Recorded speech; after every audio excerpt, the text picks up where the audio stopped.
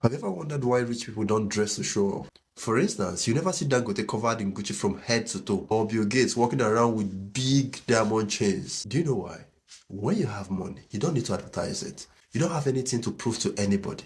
That's why people like Dangote don't use the latest iPhones, even though it practically costs them nothing, given how much they have. But you notice that middle class and poor people are always trying to impress people. And luxury brands understand this psychology very, very well.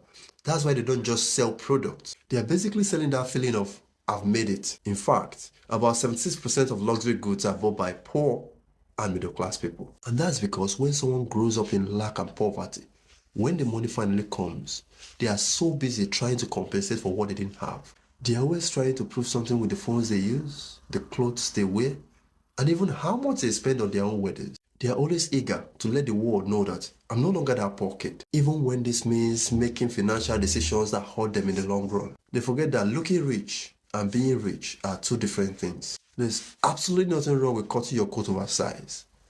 The only problem is doing that with borrowed materials. Because at the end of the day, the world will not remember the guy who looked rich.